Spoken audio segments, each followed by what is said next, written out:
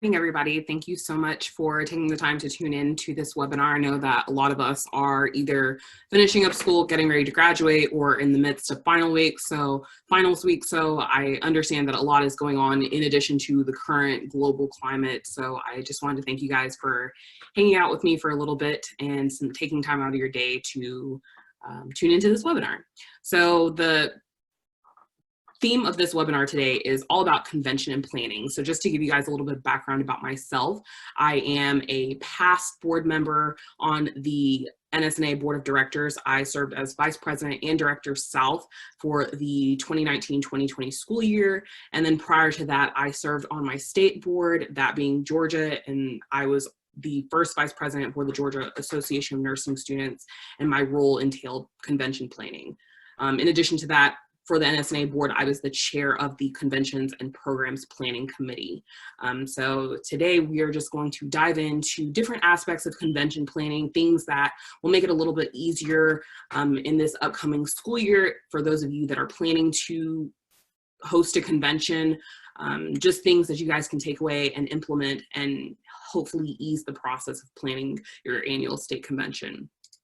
So the first thing that I wanted to jump into was, I have a graphic for you guys. It says convention planning and easy steps. So I'll pull that up.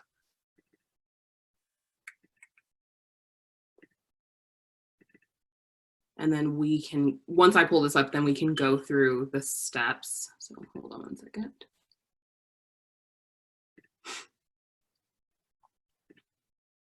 All right, so here I have, can you guys see this graphic?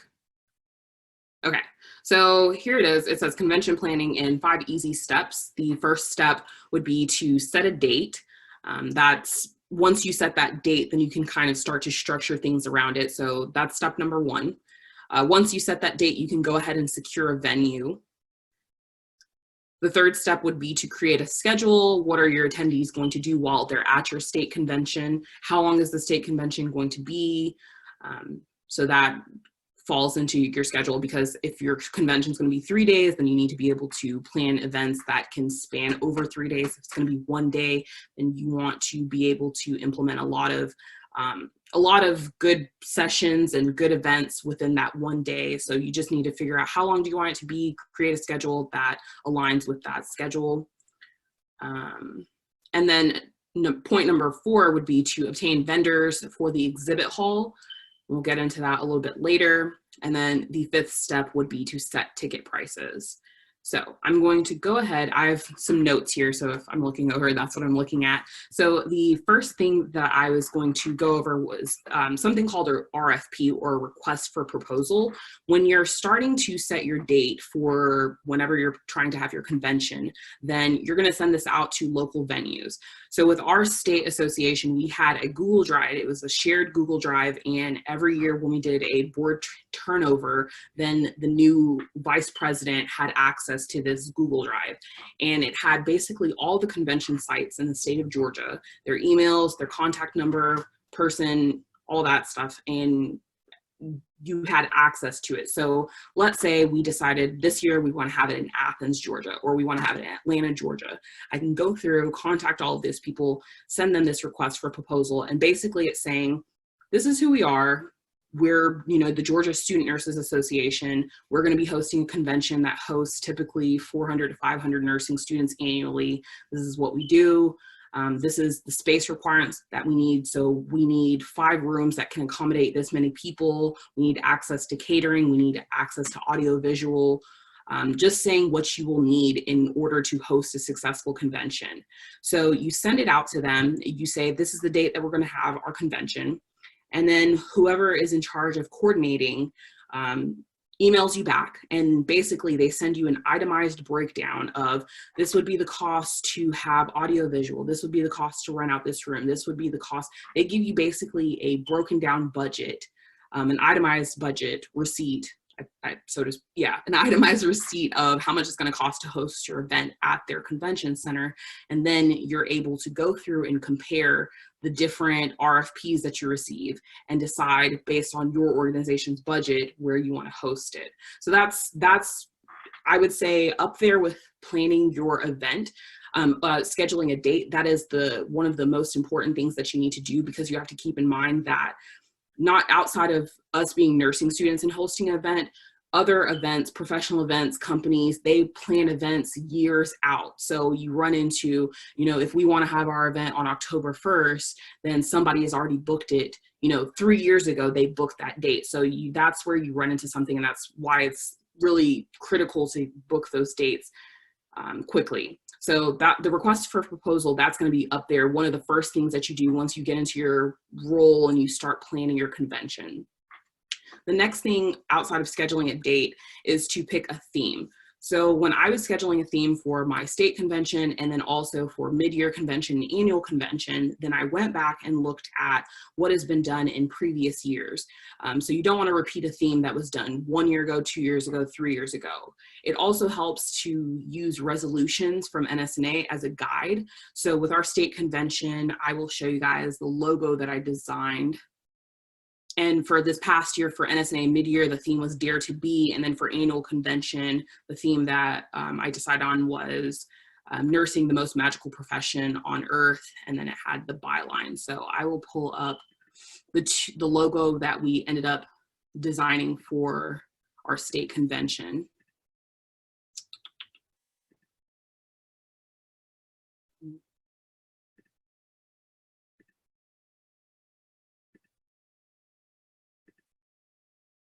So you guys can see it here. It says Georgia Association of Nursing Students 2019, and it was October 24th through 26th. The theme was pick your own destination. So just showing that nursing is a multifaceted profession. You guys can see that I chose the passport stamps to say, like, you're traveling all over the place. And then in the middle, of course, you see it says Classic Center, Athens, Georgia, and that was the logo to accompany the theme that we decided. So going back to the theme, again, resolutions are going to help you to decide, and then also looking at past themes, but you can get with different committee members. You can ask other people on your board, what do they think that you guys want to focus on? I know when we were looking at different awards for the annual convention planning award this year, then a lot of people chose mental health. Other people chose, looking at non-traditional career options. So just looking at, what resolutions and then also what other state conventions have done, just because I say that you don't want to have overlap, but if it's something that it's a hot topic, then maybe it is something that you guys also want to talk about. Like if Florida was doing something, then you guys could host similar themes, but just something to think about. So moving into the next thing is picking a convention site that goes directly with the RFP. You guys want to decide, where do you want to host it? I know for us, Atlanta was too expensive to host, but it's such a central place because when vendors fly in, the airport's right there, a lot of stuff to do in Atlanta, but then you also have to consider where different nursing schools are, where a lot of people that usually attend convention, where do they go to school? And a lot of those people go to school in the metro Atlanta area. So it's relatively easy for them to travel anywhere. But I know one of my objectives was to get a lot of people from North and South Georgia who go to school like 4+ hours away from Atlanta, try and get them to come. So we wanted to host in a central location, and it ended up being in Athens, which wasn't really central, but it's a college town. It was very walkable. A lot of restaurants gave us discounts for students if you showed your student ID or your badge that you were going to convention. Parking was good, a lot of hotels, and then I picked for our convention to take place during a bye week. So it was the week before the Georgia-Florida football game happened, but that football game always happens in Jacksonville, Florida. So the convention center was ridiculously cheap. Hotels weren't charging that much. So it's a lot of things that you have to take into consideration about your environment and where you're hosting it. And then also we hosted it there the year before, and vendors, when we sent a feedback survey after convention, vendors said that they absolutely loved Athens. They would definitely come back. It's just like going to Atlanta and they don't mind the drive. So definitely when you're picking a convention site, there are so many little analytics that you have to take into consideration. The next part of convention planning would be a hotel block. So basically this is just blocking off portions of the hotel and saying, reaching out to the hotel. We had the Hilton and the Hyatt. Those were the two that one of them, the Hyatt was connected to the convention center and the Hilton was right across the street. we reached out to them and said, we're hosting a student nursing convention. We are expecting this many people. They might book a hotel through you guys. So we wanted to just go ahead and reserve X amount of rooms. And what we did was we took this information and then sent it back to schools and different, members, and let them know, hey, we have a hotel reservation block. The hotels ended up getting us a discount on those rooms. And then they were all double queen size bed rooms. So 2 beds. And my school, for instance, they made a roommate assignment list. They paired 4 people to a room. You split the cost 4 ways. It ends up being really cheap. And for the past 2 years that I know that we've done this, we've always sold out our room block. And in turn, the organization might get some kind of, I want to say kickback, but I don't feel like that's the right word to use. They get some kind of reimbursement, like in the contract, the hotels will say, if you fill this many number of rooms, then it will give you a rebate on this. Tricia, can you fill in more of like the correct terminology for that? A rebate, or it's based in the contract, is a percentage of the room sales can come back. So I think the best way to describe it is a rebate. There is another term for it, but it's right there on the top tip of my tongue. But you're exactly right. But it's a great way to make sure that you're leveraging that that contract that you've made, and also gives you some opportunity to put some money back into the organization's pockets for doing the work, because it's not the hotel that's recruiting these people to stay there. It's you that's recruiting them. And for the last 2 years, I know the year that I was vice president, and then a year before when I was just kind of, pre-nursing student, we always fill up the hotel blocks. Like, we make sure we send it out to the local SNA, so the different universities, let them know, like, this is the hotel block. It always fills up, and then that way we don't have to worry about potentially paying back these hotels for rooms that we requested but we didn't fill up, because they're technically losing business by holding these rooms for us if we don't fill them. So it always works out well, and then people end up having to book an Airbnb, but it's better to fill up that whole hotel block and not have empty rooms and get the rebate, as Tricia said, than to, you want to pub hard and fill up these rooms, is what I'm saying. How many rooms do you usually book? Can you give an estimate based on what your past attendee number is? I believe I still have one of the contracts I think I can pull up. So if you give me a second. While you're pulling that up, just for people to think about is, when you're looking at room blocks, if you're not able to make your room block, or you think that people have booked outside of your room block, which means that they've used Expedia or another search engine, is also working with the hotel and saying, we've seen this many people, we can give you their names. If you see that they've made a reservation, can you add them to the room block? And a lot of times the hotels will work with you on those, especially because in today's economy and different search engines, people are trying to find the cheapest way to get there. And so it's definitely something that you can work with the hotels on. I haven't pulled it up. And then just to piggyback off of what Tricia said, that was another thing. A lot of people said, oh, I accidentally booked it directly through the hotel instead of booking it through your link. So that's another part of open communication. Make sure you put it on the website. When you're sending out email blasts, include it in there. Send it to the local SNAs within your state chapter, just so that everybody has the consistent. And the hotels we worked with, they were wonderful. They made sure, if somebody booked it outside of that, then they just credited the discount and lumped them into our hotel block.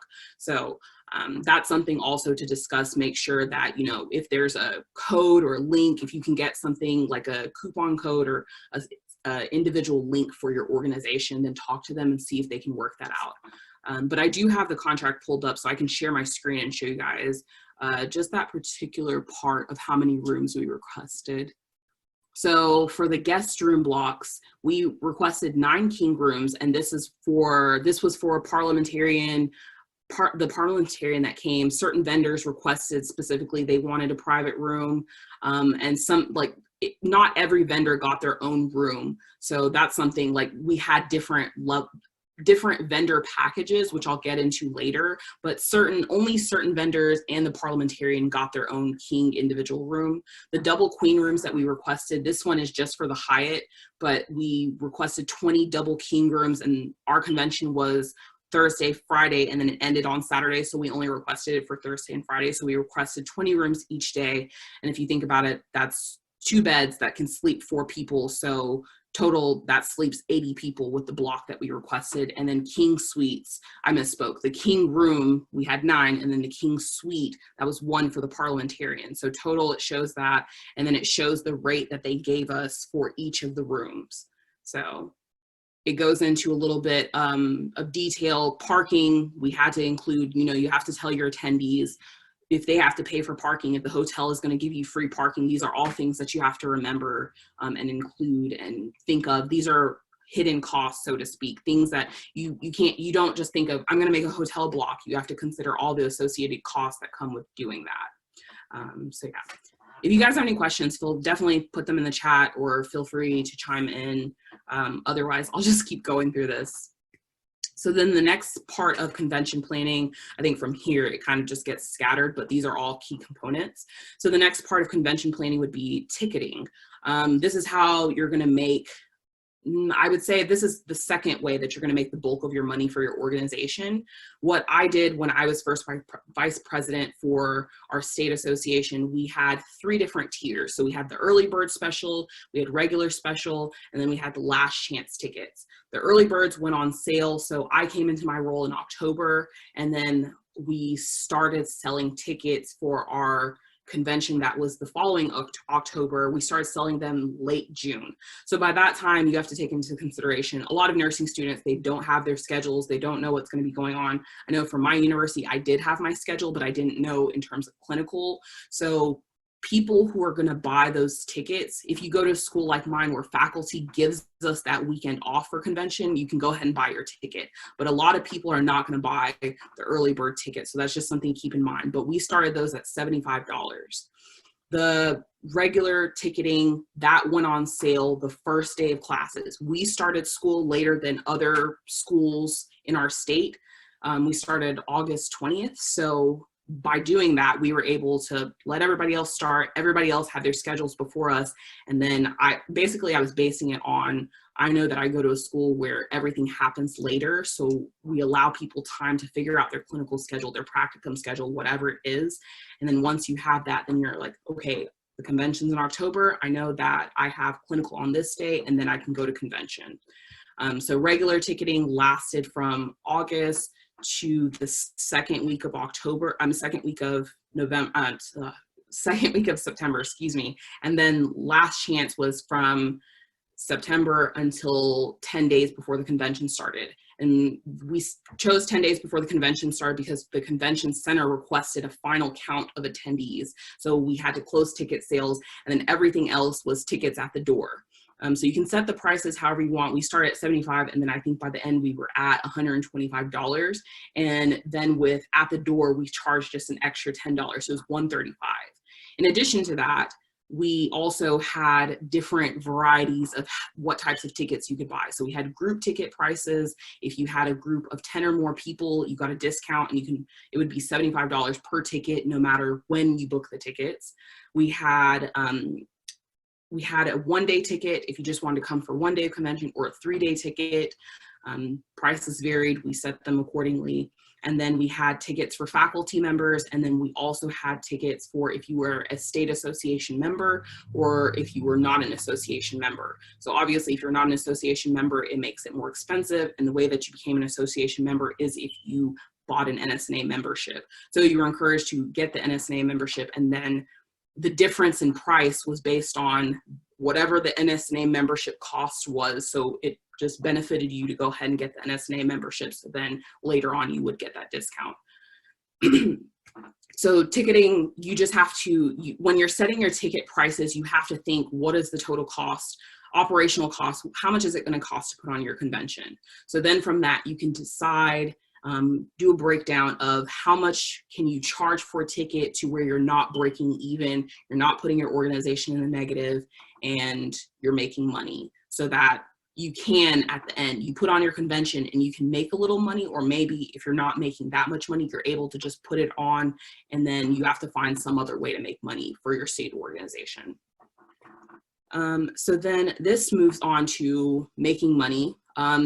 I think as the first vice president or whoever in your organization plans convention, that person needs to have a close relationship with your PR chair. Your PR chair is a person who's going to make you most of your money, so to speak.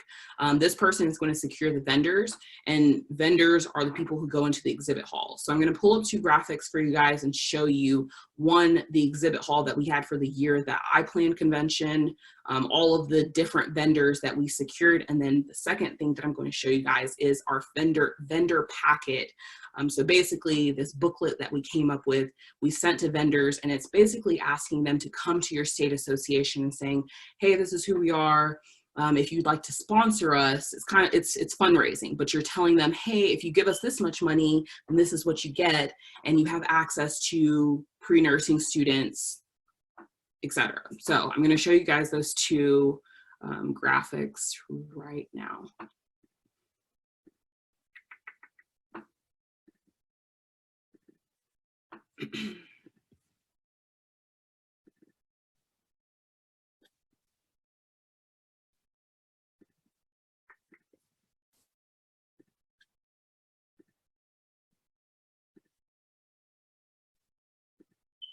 Okay, so as you guys can see, it was our 67th annual convention. These were our vendors, and we had this blown up, put on a really nice banner, and people could see it walking through the convention. But also we used this as promotional material. We posted it and we hyped it, you know, getting a way to build excitement for convention. So let's say, for instance, you live in Georgia and you want to work at Grady. It's a level 1 trauma center. They are unmatched when it comes to, it's teaching hospital. You want a job there. You know it's really hard to get a job there. You see them as a vendor, that you see it as worth it to pay for your ticket to convention. And a lot of people have told me, I'm coming to convention only because this is a time that I can set myself apart to get that residency, get that externship. So you guys can see the list of the vendors, and this wasn't all of the vendors, but we had Hearst, we had Chamberlain, Middle Tennessee School of Anesthesia, ATI, Vanderbilt, Wolters Kluwer, Wellstar, Tanner, Children's Healthcare Atlanta. We had a variety of people come. So your exhibitor hall is basically just people. It can be anybody. It can be Gnu Scrubs. It can be UWorld.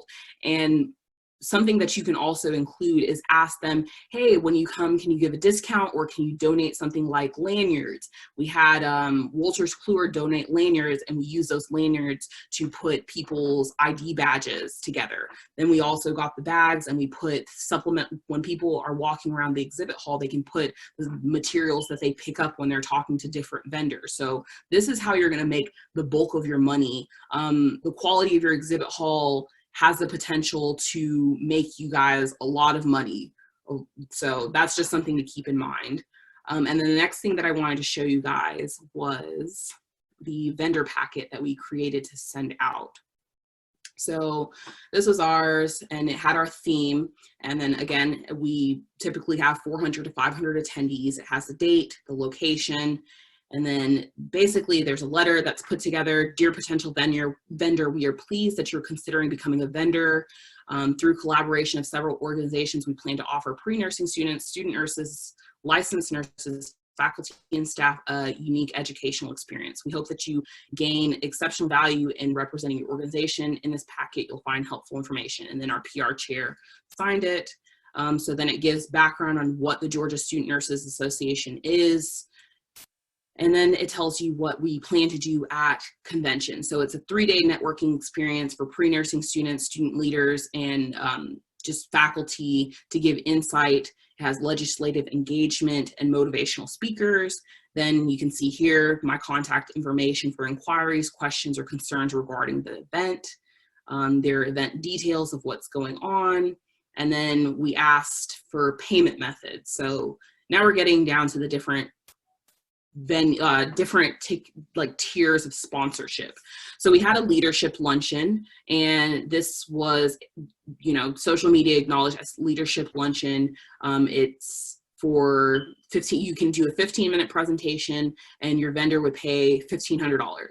We had a coffee station sponsor. So throughout the whole convention, we had different coffee stations for attendees to get coffee, get water, get juice, whatever it was, and go about their business. You can pay $1,500. And then at the station, say coffee made possible by Emory University Hospital or whoever. So that was something a lot of people, you know, they were like, do you need a coffee sponsor, a registration sponsor? So this is something that when you get your badges, we just put, you know, registration sponsored by ATI, just a way to put their brand and get it out there. And, you know, it's just a way of branding. That's it. Advertising. Another one, we had a scholarship sponsor. So various people donated $100, and they, you know, when we gave out the awards, and we said this scholarship was made possible by Wolters Kluwer, and that's that. We had a Wi-Fi sponsor, $2,500. So that paid for that. So what I'm getting at is through doing a coffee sponsor, through doing a Wi-Fi sponsor, this takes away from your organization having to pay to feed people, your organization having to pay your convention centers for Wi-Fi. So then in turn, any money that you fundraise elsewhere, you're able to keep and reinvest into your organization. Like I said, some people will donate, other people will donate lanyards, or other people will just pay to have the lanyards, and you can buy them and they don't have any logos or branding on it. Again, you can see here materials donation, and then we had different levels. So we had the diamond level sponsor, monetary sponsorship. This shows what entails a diamond level sponsor. So that was $5,000. And I think the year that we did mine, we had 3 diamond level sponsors. With the gold level sponsor, again, it shows what they are getting. And a lot of people, this is where a majority of people did theirs, the gold level sponsor. And then finally, we have the silver level sponsor, again, showing what you get being that level sponsor. It's $1,500, and a lot of people did this as well. Oh, and Nkenna, there is a question. What computer program was used to make these packets? Is that something just easily done in Microsoft Word, or did you use some other type of program for that? Yeah, go ahead, I'm sorry. And would you be willing to share these documents as an example for other people to help them make something like this? So I think the organization, this is our personal thing. So I think there are certain components I would have to take out and then I could share, but definitely we could do that. And then this was just done in Microsoft Word, nothing fancy. So yeah, and then we have the bronze level sponsor, again, the price, patron level sponsor, and the price, and then that's it. So again, by getting all of these sponsors, then the sponsors, you guarantee them different things. So some sponsors, I think the diamond level sponsor, they get their own focus session and they can talk about whatever they want in the focus session. So that's guaranteed to them. So that's already taking something off of your concurrent sessions or your breakout sessions, whatever you guys call them. That's one less thing you have to plan. Some of the levels of sponsorship, it just guarantees different things. So that's something to keep in mind. But with the more sponsors that you get for your convention, then one, the better your exhibit hall, and then the more enticing it is for students to come to your convention. You can use it as a selling point. And then also, I think the most important thing is it puts money back into the pocket of your organization. So you guys can do whatever it is that you want to do. If you want to use that money to be able to sponsor students and send them to the national convention, you can do that. If you want to put on a bigger, better convention next year, you can do that. You want to give more scholarships, you can do that, whatever it is. But the goal ultimately is to raise more money for the organization. So yeah, if you guys have any questions, again, you guys can put them in the chat. I will answer them as I see them, and feel free to stop me if something's not making sense.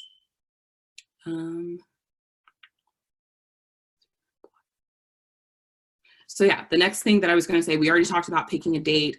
So then from that, concurrent sessions, breakout sessions, focus sessions, this is another, like the steak and potatoes of your convention. This is big ticket items. So with the concurrent sessions, this is really where you have people. So my theme when I was planning convention at my state convention, it was it was pick your own destination. So with that, we had non-traditional nursing careers come in. So we had an aesthetic nurse, we had travel nurses, we had flight nurse, different professions come in, talk to people, and they each got their own breakout session. We had a session for new graduate nurses. They came and were on a panel and they talked to nursing students about how is it going since they graduated. We had a session for pre-nursing students on how the HESI, the T's, how to apply to nursing school. So that was another one of my goals that I wanted to do for the year. I wanted more pre-nursing students to come to convention, so I in turn offered something for them to make it worthwhile, so it's not just nursing students, nursing students, nursing students. But then also I wanted to focus on people at the end of their nursing career, getting ready to go into the workforce. So there was a wide variety. We made sure to hit people at all points of their journey. So that's something to keep in mind when you're planning your schedule. But in terms of concurrent session, I can show you guys the schedule that we had when I was the first vice president. So I'll pull that up now and we can go through it and I can go into a little bit of detail about the different scheduled items. Okay, while you're pulling that up, can you talk a little bit about, do you pay at the state level, are you guys paying your speakers? Are they sponsoring themselves? Are you getting sponsors? I know that you have the one sponsor level, but in general, for some of these specialties, what do you guys do on the state level? I can obviously, So with the keynote speaker, we don't pay them. We offer to feed them, and I think depending on who it is, we'll offer to give them their hotel room, pay for their hotel room, because the keynote speaker is typically just there for the day. Or if they're local, then we do that, but we never pay if somebody says, hey, we're going to charge you $10,000 to be your keynote speaker, we don't pay. We tell them it's free. It's a student organization. So essentially even though we have money, if you don't have money, don't lie, but we don't really we're a student organization. Like we can't pay you. So we don't pay speakers to come talk. At all. That answers, that answers, we don't pay speakers. If people purchase a certain package of sponsorship, then they can be a speaker if that's what they want to do. But typically we've never paid speakers. We always ask them, could you volunteer your time? So. Well, while you're sharing your screen, I'll just also from the national perspective, we do not pay speakers either. NSNA is all sponsored events. So those speakers find their own sponsors, or we have other people that sponsor them. So just so that everyone is kind of aware that that shouldn't be a expense that you're trying to fill or have. All right. So this was the schedule. Like I said, it was a Thursday, Friday, Saturday event. So registration, we have it down to the time, and we were pretty strict on this time. And it also gives a location. We had NEC office hours. We use the guidebook app when we were doing this. So the thing that I love most about guidebook, if you guys don't already use it, attendees can go in there and they can basically customize their own schedule. So for instance, if you're running, you want to go to NAC office hours, you put that on there. But then also you want to go to House of Delegates, and then you want to go to the social event. You create your schedule, and then you can set reminders 15, 30 minutes, 1 hour before. And I'll tell you House of Delegates is starting in 15 minutes. So it prompts you, because typically when you get to these conventions, it's a very jam-packed day and it's overwhelming. You tend to forget what's going on. So I really like guidebook because it just basically, it reminds you, okay, move along, you have something else to do, or, oh, maybe you're interested in this and you can go to this, or there's been a schedule change. This is now in this room, or this is now at this time. So getting back to the schedule, we had the convention coffee power hour. That was basically a time for us to tell people who have never been to convention what convention's about, what to expect, what they can do to maximize their convention experience. We had something new that we did. We had a clinical simulation track. So students had to basically do a pre-simulation at home. And when they got there, they did the hands-on hours and they were able to receive up to 9 credit hours. So this was one of my, I guess, passion projects, so to speak, because a lot of deans from the state of Georgia, from different nursing schools, were saying that they didn't understand why they thought that it was basically a time to go party. They didn't see the value of state convention or membership to NSNA. So through this clinical track, we said, it's not a time to come party. It's a time where you can actually get clinical credit. There is homework. There will be faculty putting this on. We had Laerdal and Walters Kluwer donate hospital beds, simulation men. There was actual work to do. So people, if they were missing clinical, they were able to get the credit hours, and then faculty at their respective schools were able to use that as they saw fit. So people weren't having to go back home and make up a clinical day that they missed because they wanted to come to convention. So moving on, go ahead. We have 2 questions from the chat. Sure. Do you give a small gift as a thank you to the speakers? Yes. Okay, can you tell us some examples of what you would do? Typically we chip in, like we'll do a thank you card from the whole board. We'll get a gift card to like the Visa gift card, or just like a gift card to anywhere, like to some restaurant or something like that. And yeah, we'll give them something from like GAN, something nursing related. We might get a vendor to donate something, but it's really at the discretion of the board. You guys just chip in and decide. Okay, and the next question is, will you be sharing about what guidebook is? I can. We can go into that. I didn't have it planned because I did do a little tutorial for the mid-year conference, but I can definitely go into what guidebook is. We can pull it up, go through it. I don't have it downloaded on my phone anymore, but we can go through it if you guys want to. I'll find the link and just put it in the chat where people can go to your video. I'll go find that, and that way it's up there. Okay, awesome. And I know one more there. I know there's a question about alternate formats, and that we are going to get to that before the end of this session. If you do have to step off, you'll be able to watch this on a recording. So then going through the schedule again, we had House of Delegates opening. We let people know the keynote speaker was speaking. Then lunch, something that we decided with our convention, which I'll talk about a little bit later. Lunch, attendees had 1 hour on their own to go get lunch. And going back to Athens is a college town. We had it in the smack in the middle of downtown Athens. So our convention center was on one side of the road, and literally cross the street and you have access to so many different restaurants. And again, we were able to negotiate with those local restaurants. If you showed your convention ID, or if you showed your student ID, you were able to get a 10, 15, 20% discount while you were there. So we made the decision just to save costs, because the convention center we were at, we weren't allowed to bring in outside food. We could only use their vendors. We just decided to save money. We would make attendees basically go get lunch on their own. So that's something you guys also have to decide. Then again, clinical orientation tracked for the clinical credit.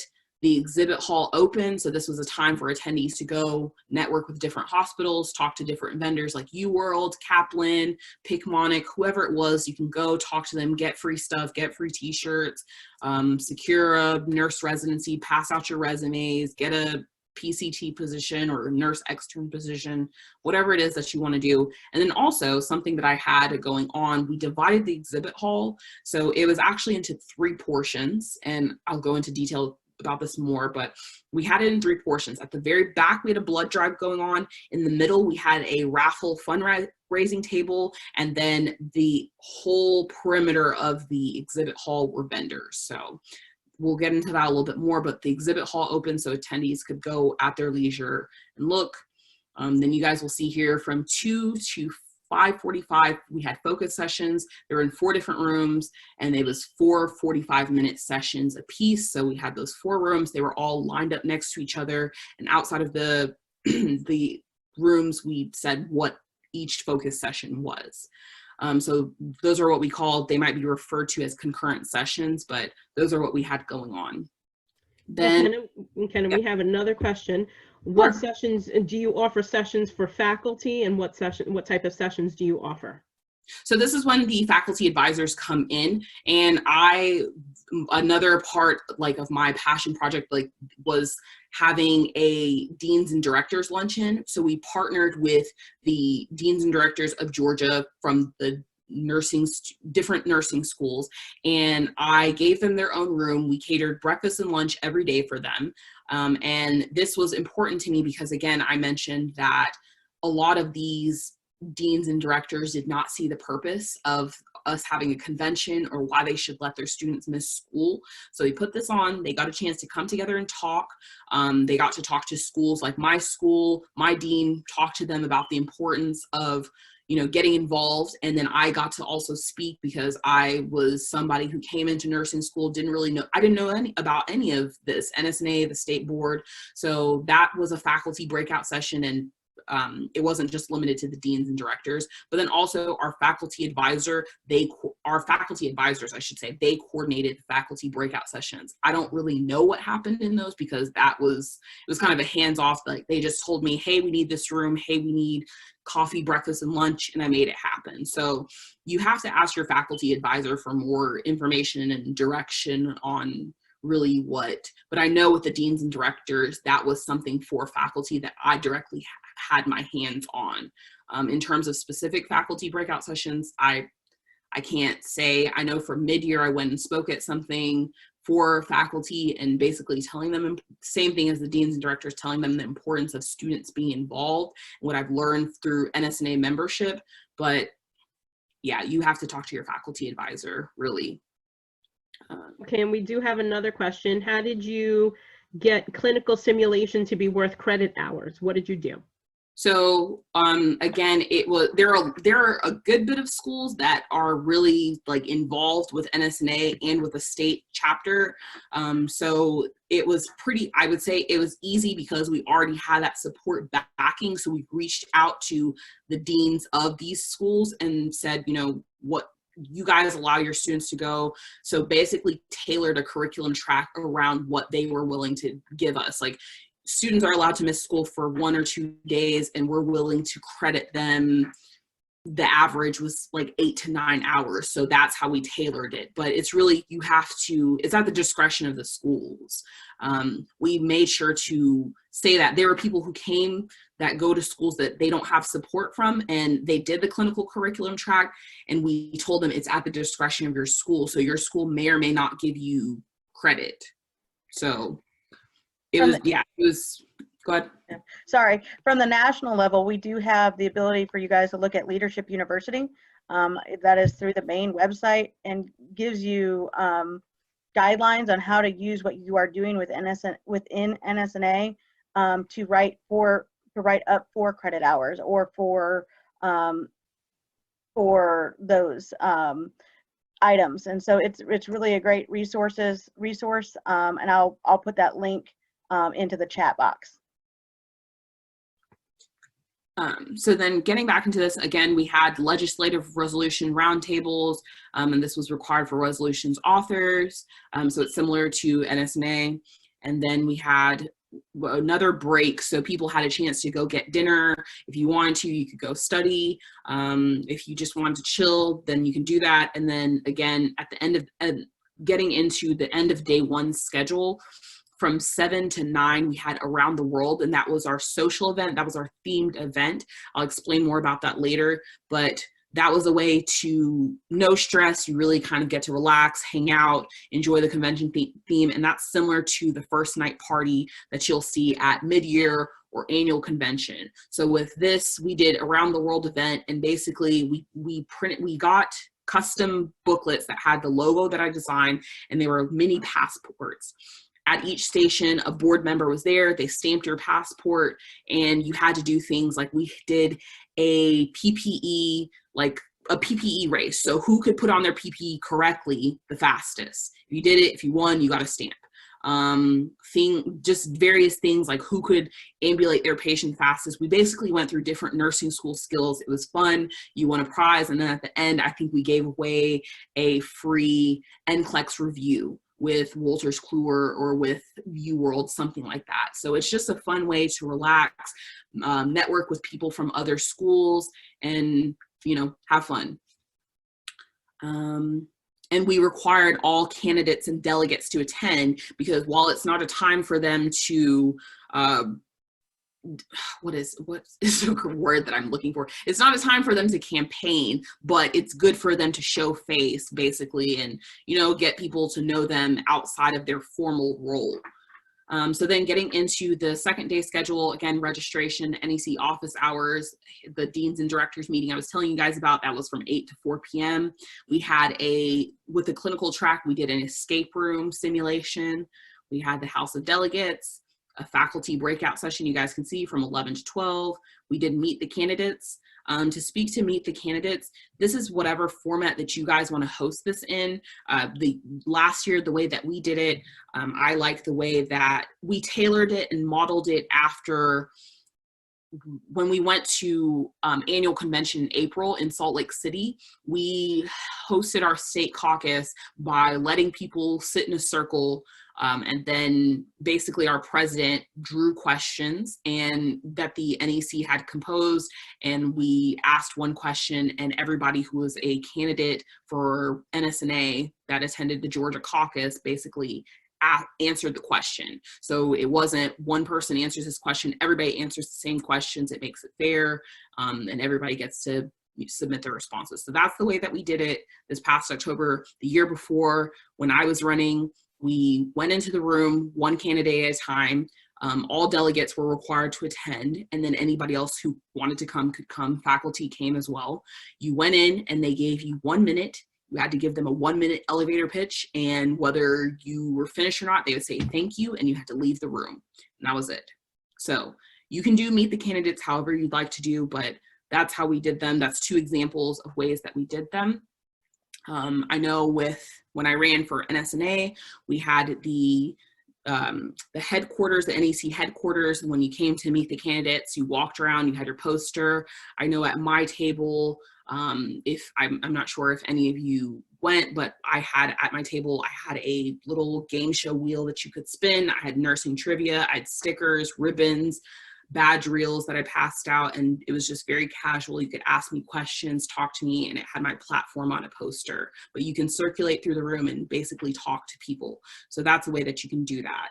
Also, we had posters hanging up. So candidates at the state convention, they set up their posters. The posters were there. Nobody touched them. You can leave stuff out, so you can go to breakout sessions. You can go back to your hotel, do whatever, but it's a way to constantly be campaigning. So as people are working their way through the convention center, they can go up to your table and get more information if they don't necessarily want to come talk to you during Meet the Candidates.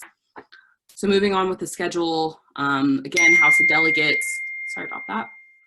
We had the exhibit hall with the blood drive. We had a lunch break, focus sessions, another break, and then we had another caucus. We had the Nclex Bowl, which is another themed event that we had, but it's become tradition. We host it every year. It's sponsored by Walters Kluwer. People come, you divide up into teams, and then you answer different Nclex questions from easy to hard. Whoever has the most points, they all win an Nclex review. So then you guys can just see, I won't go into the rest of these, but you guys can see the rest of the schedule here. And we had a silent auction, so I'll talk about that. We had the certificates for the clinical simulation. We had an awards brunch. Voting took place during this time. House of Delegates closed. We had the EndNote speaker, and then convention was done, and then we had the new board transition of power meeting. So that is that for the schedule. That's pretty comprehensive. So one moment.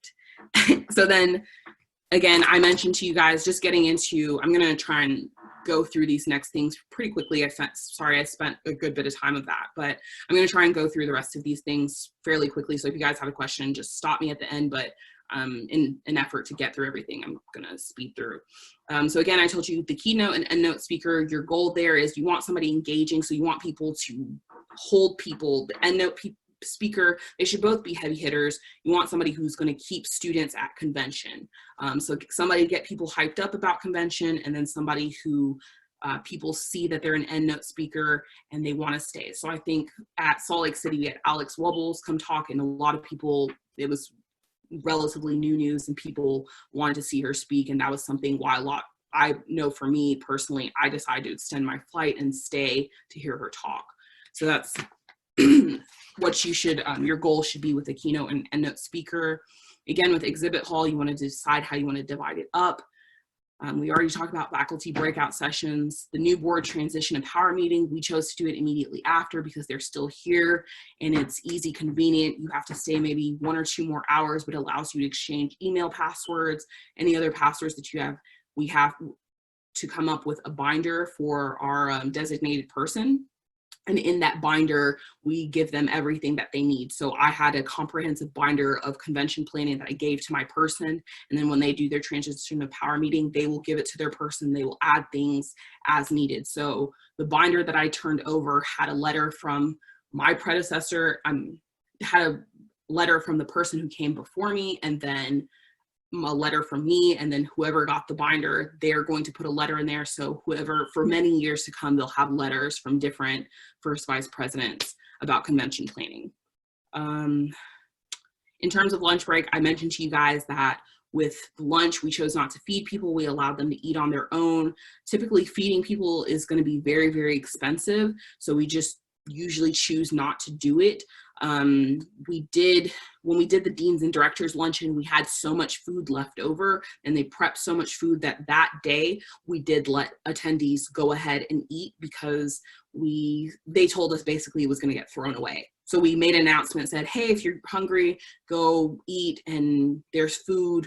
So you guys just have to, you don't want to lose money off of food because that's a major expense and it gets hard, gets tricky. People have different dietary requirements. You don't want to leave anybody out. Another fundraising opportunity for you guys is a silent auction or raffle. What we did was each board member was required to get 2 high dollar donation items and then 1 regular donation item. So 3 items total per board member. Our board was, I think, like 15 people. So then you get these and we put them, and there's a sign up sheet, it's just a piece of paper, it has different lines. So there's a blank next to it, you put your name, contact information, and then you put the price that you're bidding on it. So for instance, we had Level Up RN donate some flashcards, and the estimated value was put and people could bid however much. Bidding could start at $0, whatever it was, and people bid until they wanted to. We had a spa weekend, full expenses paid, donated.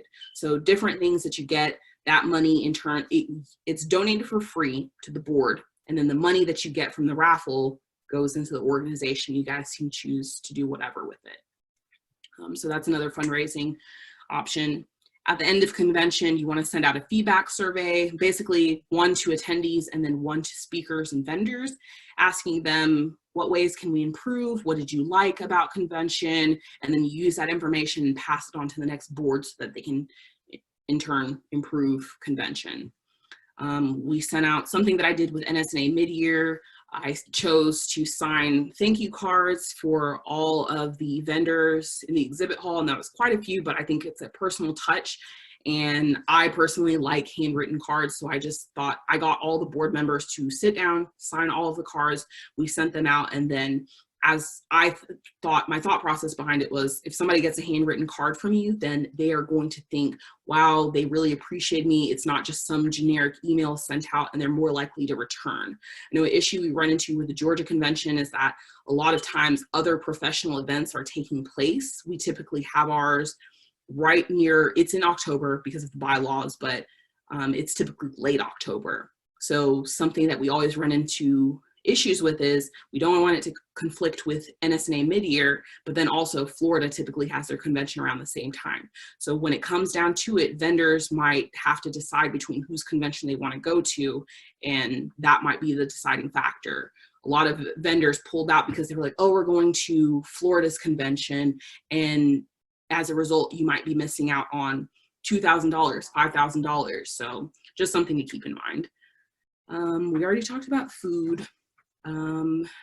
Registration, we talked about that. Yeah, I think the last 2 things that I will hit on are hidden cost. You just really quick, Nkenna. Yes. I entered this in the text in the way of contracts do have food and beverage sometimes, but for you guys, have you been able to negotiate that to a lower or no cost in some circumstances? Sometimes we have. I know we had it in Athens in 2018, 2019. And then we came back in 2019, 2020, and they gave us a big discount on a lot of things. So loyalty does go a long way.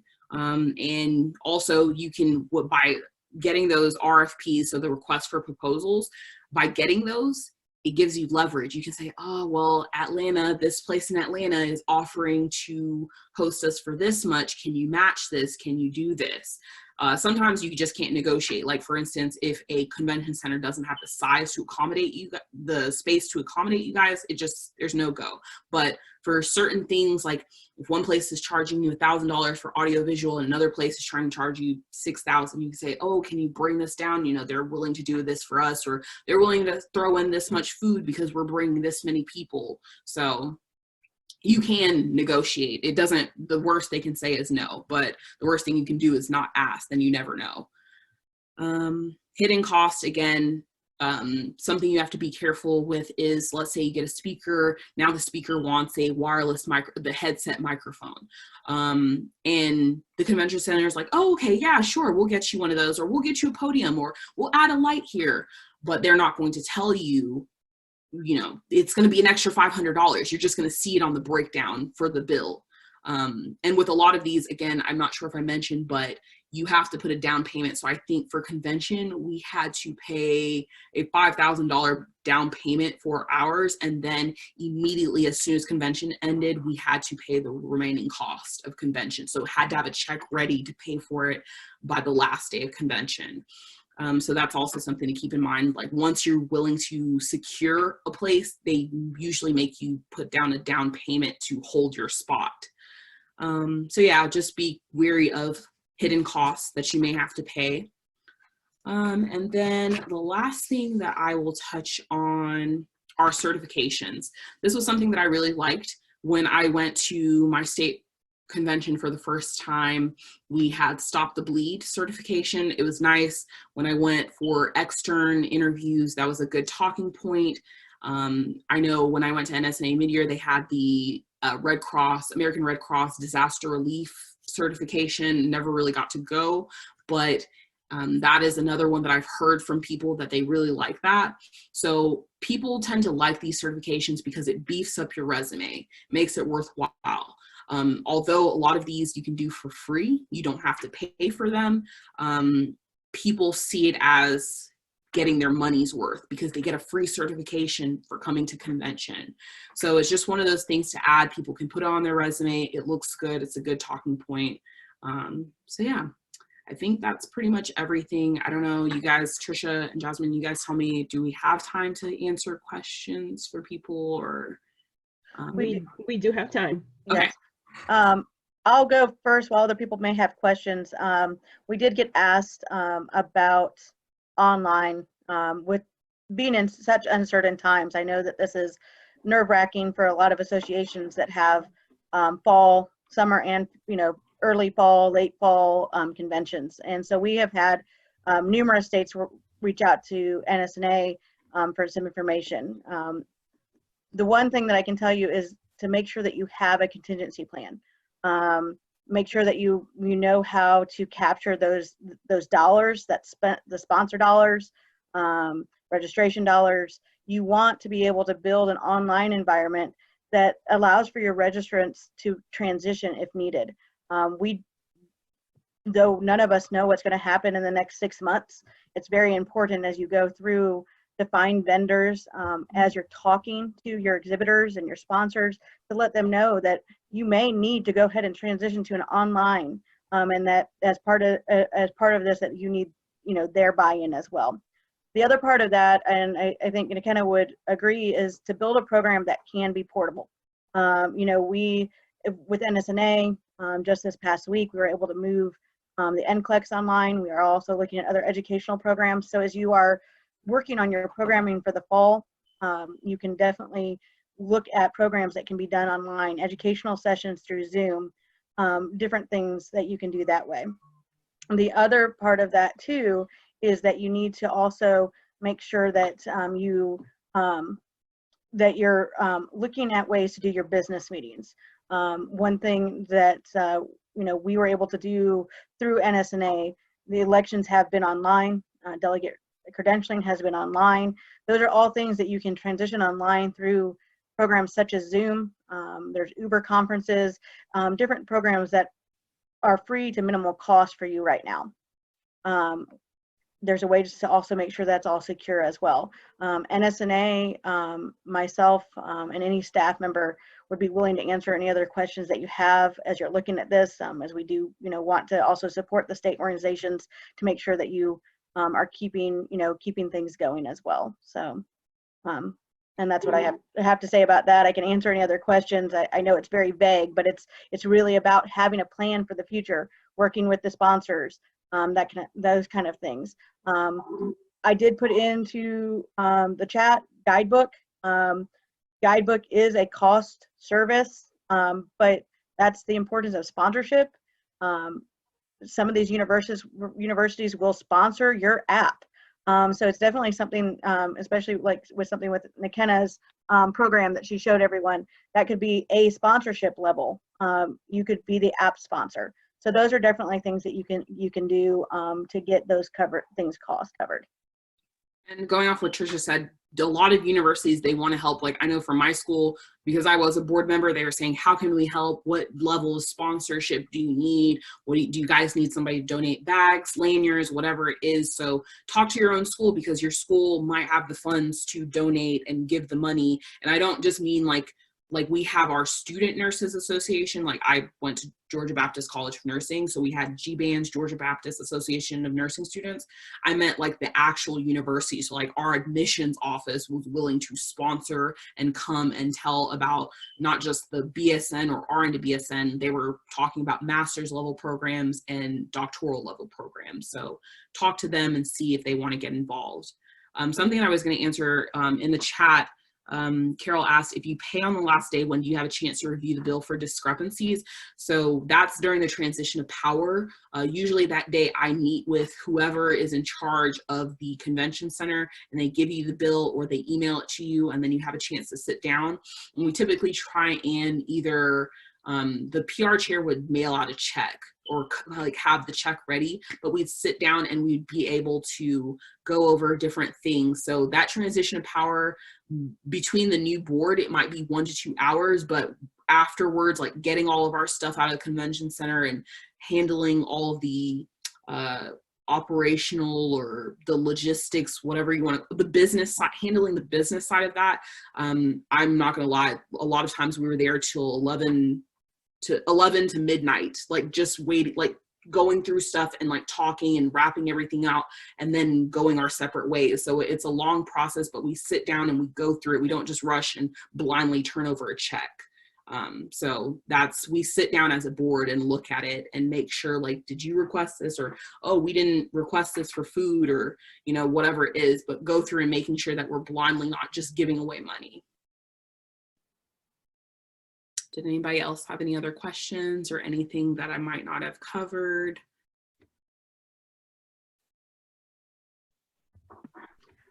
Nkenna, can you kind of tell us a little bit about T-shirts? I know that that the convention planning has looked at that, obviously at the national level, and have done it, but maybe just some thoughts on what you guys can do for that and that platform.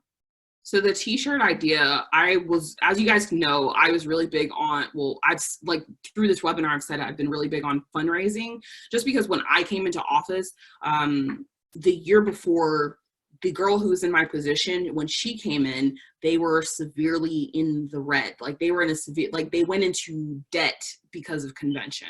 So she was able to bring them out of debt. And then through our chats, we actually went to the same first university together and then ended up going to the same nursing school together. But just through our chats and like being like-minded people, we were able to figure out, okay, it's important to just keep fundraising and keep them out of the negative because they were so severely in debt.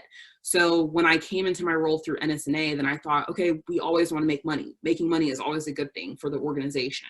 And you can use that money for scholarships, whatever it is. It's a good idea to make money for the organization.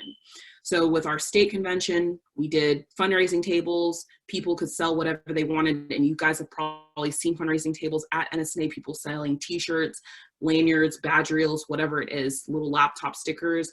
But through my role as a conventions and program planning chair, I did the t-shirt design. We had the one for annual convention and we had the one for mid-year. And you can use the theme of convention, designing a unique shirt. When my goal going into that was you want to design something that people can wear even after. Nobody wants something that's plastered and it's like, okay, I'm not a nursing student, I can't wear this anymore. But as you guys saw with the Nursing the Most Magical Profession shirt, those shirts were really cute. A lot of people have said that they're gonna wear them for years to come. I know at certain hospitals you can wear, like I work at Children's Hospital, we can wear any kid-friendly shirt, so I can wear that.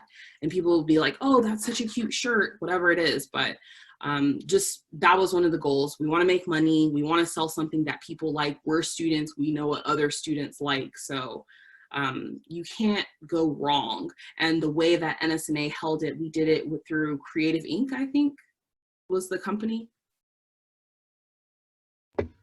You guys correct me if I'm wrong. Oh, Jasmine, you're muted. I'm sorry, Custom Ink. It was Custom Ink. Custom Ink. But through their platform, you're able to design the shirt and then people pre-order. Like the person, like let's say I'm buying a shirt, I absorb the cost of the printing and everything. So then the organization doesn't lose money ordering 500 shirts and then we only sell 25. And then you guys at your discretion through those pre-sale orders, you guys can decide if you want to, let's bring 50 extra to convention. And then we can, through social media, we can say, all right, we only have 50 more of these shirts. So it's first come, first serve.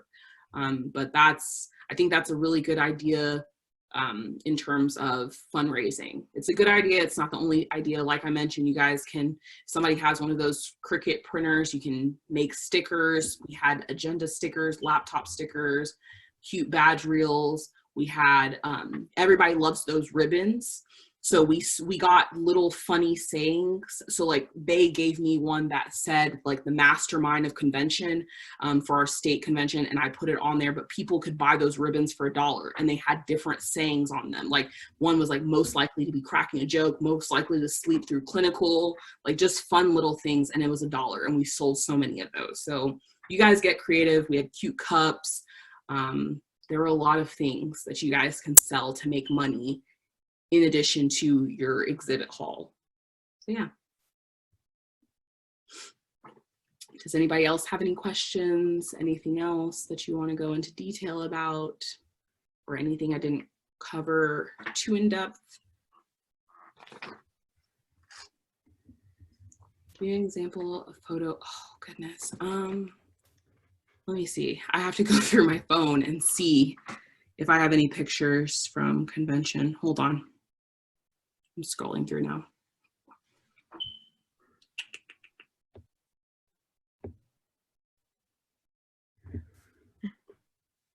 If anybody has been to an NSNA mid-year conference or a annual convention, it's the ribbons that you get when you are registering at the registration table to pick up your badge. They're probably about the same size as your badge and they have something written on it.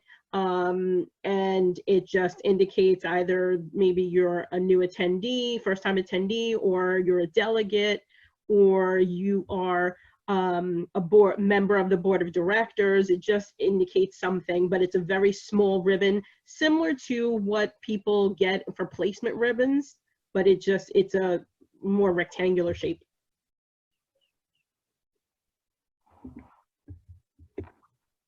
Yeah, I can't find any mine, but it's like Jasmine said.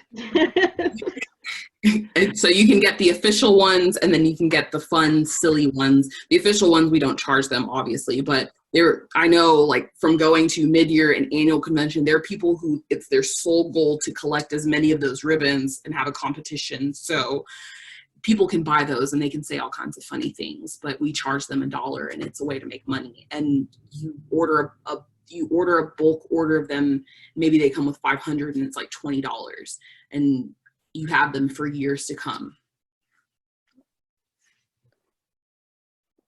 I don't see anything else. Nkenna, thank you. Thank you for your time. We appreciate that you took this time out of your schedule. We know you're in finals as well, and wish you the best of luck. You've given some great information, and of course, we're wonderful as our convention planning chair and Vice President and Director South. So we appreciate your time today and wish you the best of luck. Thank you.